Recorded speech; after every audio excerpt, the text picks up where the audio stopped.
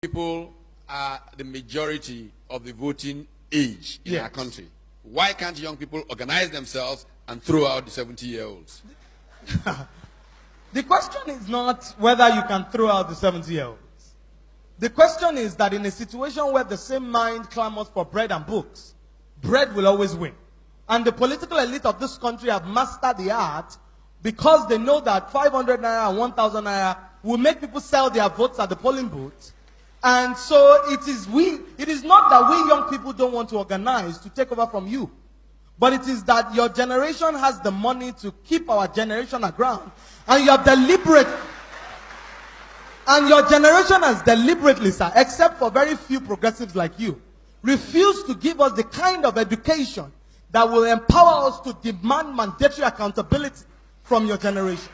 The kind of education that will help us to become innovative and drive competitiveness for Nigeria's economy. When you say that banks are giving loans to small businesses in Nigeria, the banks come with double-digit loans that are unaffordable for those small businesses. When you talk about youth and unemployment, the idea is not even youth unemployment. The idea is that youth unemployability is a greater challenge above youth unemployment. When you do not empower our generation to speak English so that we can get the right kind of jobs that will help us stand side by Singapore, Finland, and Canada, you deprive us of our fundamental humanity. I agree with you, don't worry.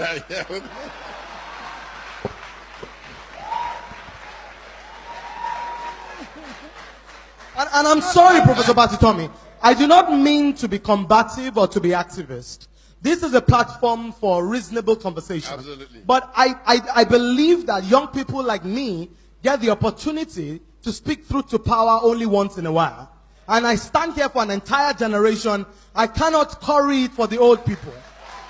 The policy makers, the captains of industry, the people who make decisions in private companies to sponsor reality shows and refuse to sponsor youth empowerment programs, they sit in this room.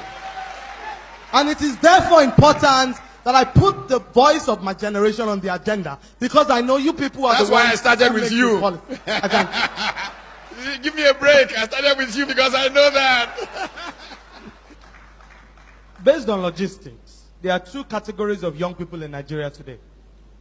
The first category, the educated, empowered, and privileged. The second category, the poor, the deprived, and angry young people, who form the majority of the youth population you refer to, and are the ones that have become the tools of trade in the hands of the politicians. So we, the young people who are educated and can make the type of decisions and understand where Nigeria needs to go, are in our minority. The ones in the villages and the bushes who don't have education, who are poor and angry, who become area boys, do not even have food to eat 3 times one day. Now, where do we go from here? How do we promote inclusiveness? Nigeria and Africa have to become entities that embrace consequences. What do I mean by that? Consequences, when we begin to punish bad behavior in Nigeria, when people steal our money and we put them in jail, Nigeria and Africa will become better countries. I'll tell you why, sir. In Singapore, under Lee Kuan Yew, a minister bargained with a contractor and took money and took bribe from him to give him a contract. When Lee Kuan Yew found out, the minister committed suicide and left a note behind that he would rather die than face the consequences Lee Kuan Yew will place them. In Nigeria, when people steal our money, we give them chieftaincy titles. When they steal our money, we give them doctorate degrees. Somebody said that the reason why rich people in Nigeria don't fund research is because there's no substance at the base of their wealth. So when we do not place consequences side by side our actions, we do not send a strong message to the people who have stolen. How do we promote inclusiveness? Number one, we need to be able to embrace the principles of equality, where the children of the rich and the children of the poor can go to public schools because public servants elevate the quality of education in the public schools. Number two, where the children of the poor can get jobs without having connections. When they go to University of Lagos and go to University of Ibadan, and they are given the same kind of jobs that people like me who went to Harvard University Kennedy School can get, that is when we become an equal country. A country where the children of the rich go to school abroad and come back to lead the corporations is not a country. We're just simply cohabiting. Why do I say that?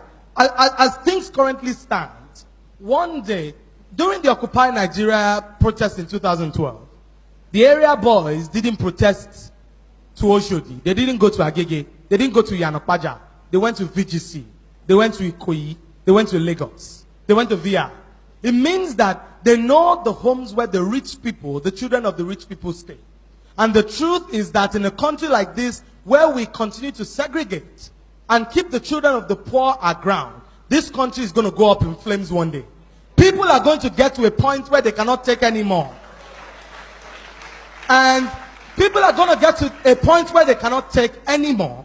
When we create jobs, we cannot, within companies, we cannot decide that, for example, the children of the rich must be superior to the children of the poor. And as we continue to promote the ideas of diversity, of inclusion, of equality, we need to move forward and think about how to strengthen the economy of Nigeria by diversifying.